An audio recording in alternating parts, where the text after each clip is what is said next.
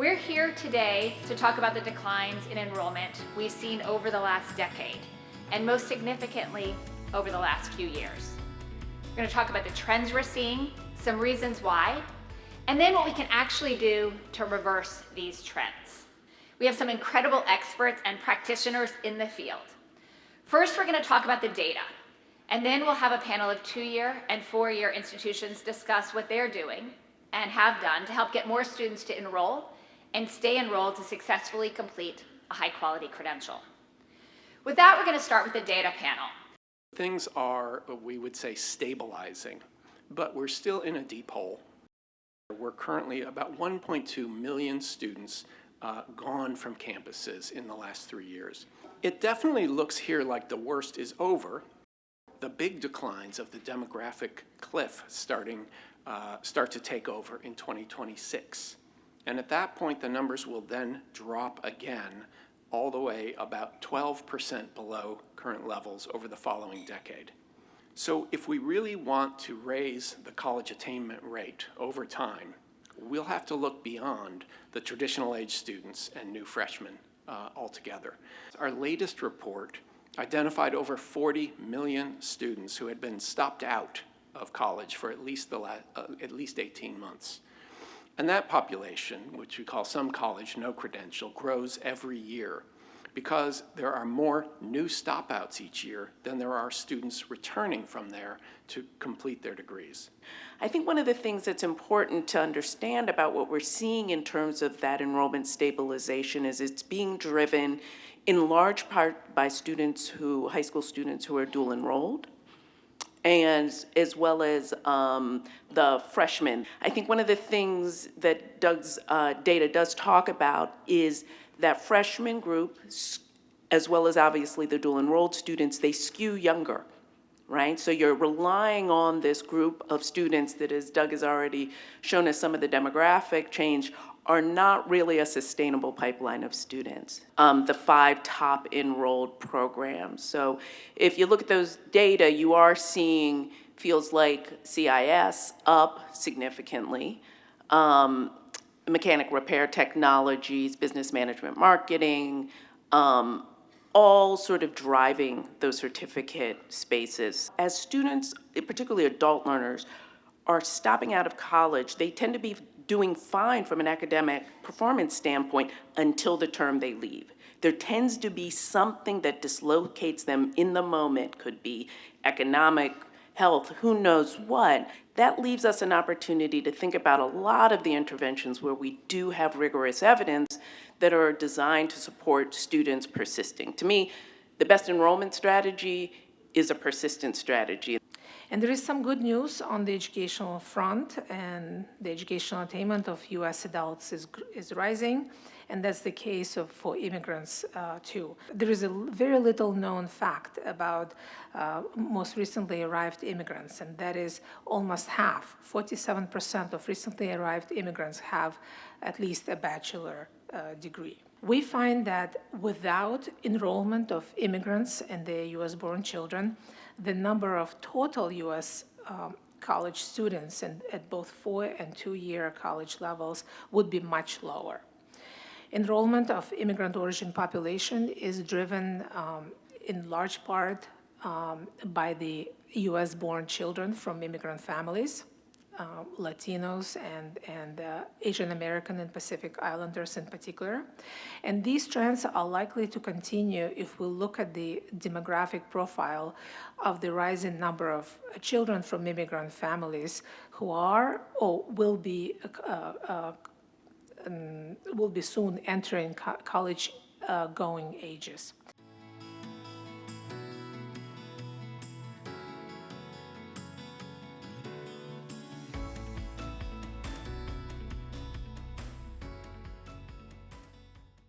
When we look at the reasons people are unenrolled, what's keeping them from making that enrollment decision, especially given the high demand that we found in the research, we found that cost overwhelmingly was a key barrier. And this has been consistent over time in all of our research with U.S. adults as it relates to post-secondary education.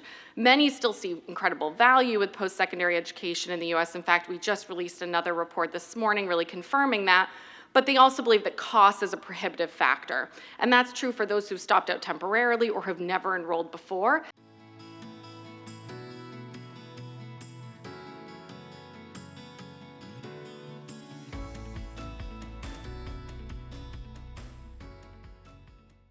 But we also found important issues of mental health and emotional stress as really a limiting factor and a barrier to post-secondary education.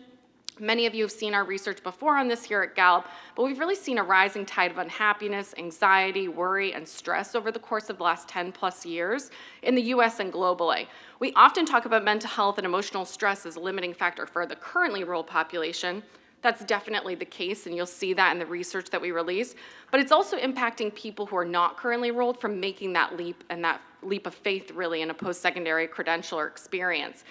When we looked at some of the reasons that they might be able to return to post-secondary education, we actually asked them a series of questions about how helpful individual programs and supports would be to them in making that decision to return to or enroll for the first time in post-secondary education.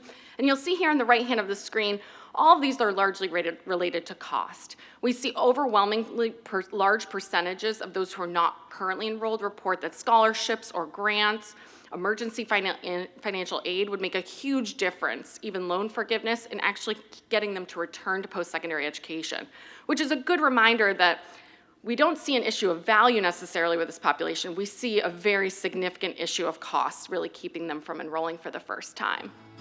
All right. So I'm excited to introduce this next panel. We are all here today to learn more about the enrollment plunge, but also to learn more about what to do about it. And luckily, we have this great group of experts here to help us figure out exactly what we can do. So when you look at what we're doing at Compton College, we're focused on students' basic needs. We have 6,000 students, about 6,500 students on our campus,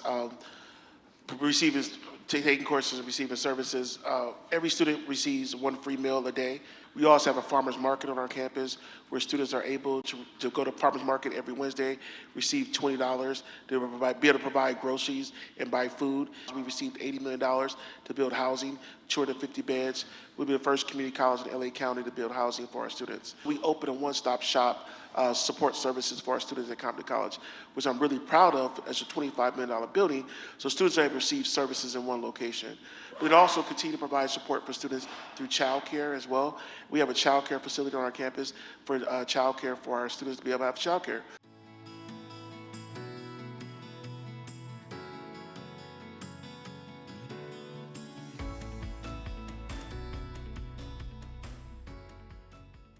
A couple of things that we are doing at Cape Fear is we just signed on with our local transit program so that our students, any student, they don't have to show us that they have a specific need, but any student can receive a bus pass, and they can use that bus pass even outside of college class hours. We also offer child care services. We do have a daycare on campus, but it is open to the community, and so a lot of those services are limited, and so we have a long wait list, and so we have received a $250,000 endowment from our local, from our county to be able to provide drop-in child care services, which is going to be huge. Also, we have what we call our Nixon Leaders Center, which was originally the original mission of that was really to focus on minority male success, and we have expanded that to include underrepresented females, and also really for any student. We want students to feel comfortable and feel a sense of belonging, and we have just received a gift from Bank of America for $85,000 for over a span of 2 years. To be able to provide emergency funds for those students, to be able to provide leadership opportunities. We also just hired a Latino outreach coordinator this past year to meet the needs of our increasing Hispanic population in our service region.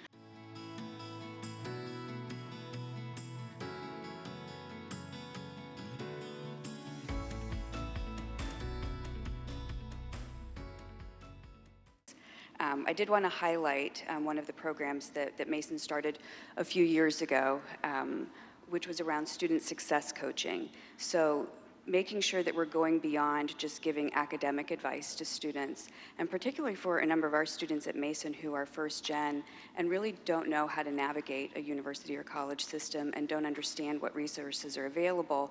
Each incoming freshman or transfer student is assigned a success coach who pays attention to their holistic success. So not just academics, although that's part of what they talk about, but also financial literacy, belonging and inclusion at the university, mental health. There are actually 9 different areas that they pay attention to. So going beyond just providing therapy and thinking about supporting their well-being across the university and enlisting the support of everyone at the university. So it doesn't seem like mental health is just the focus of the counseling center. It's actually everyone's role on campus to support student mental health. One of the most important things that we focus on too is once you're admitted, right, it's great, you're excited, you're starting FIU, it's that outreach component. So we have a network of coaches, financial wellness coaches, college life coaches, advisors, student success specialists.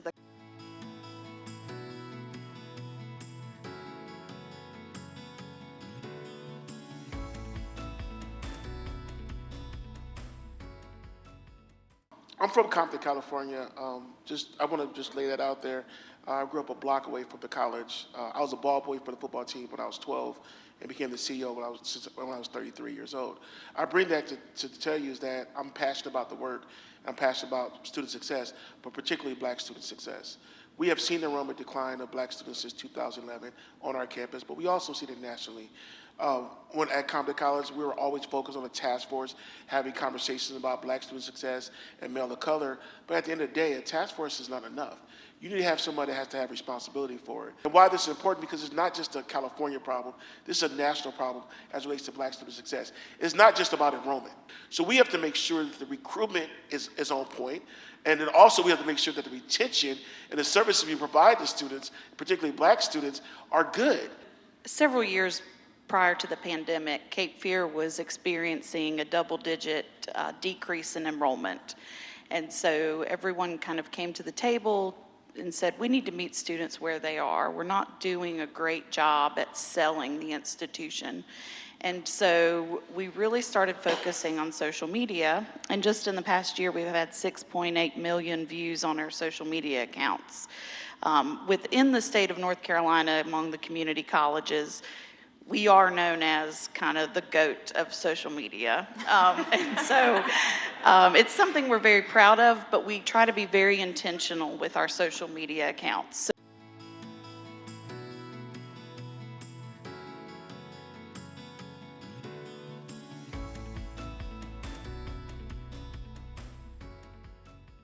At FIU, we've had a large focus over the past 1.5 years around helping students build their narrative. What skills are you gaining so that you can articulate them when you go into that interview, right? And that also helps build the value. So if the student is able to clearly see the competencies they're gaining, knowing that the employers value them, because we also bring employer feedback into this and the employers share what they're looking for when they're looking for it, it's really important. It's also getting the faculty to buy in, right? So we can say, college is valuable, you're getting these skills, you're gonna be able to get a great job. But when you work with faculty, and the faculty buy into that, it becomes even more powerful. The enrollment plunge is real, and while Doug said that we've stabilized this year, that means we've just stabilized at the bottom. We're maybe not hemorrhaging as much, but we are definitely bleeding out. It's gonna take all of us to think about how we transform this, how we serve today's students so that they can be more successful.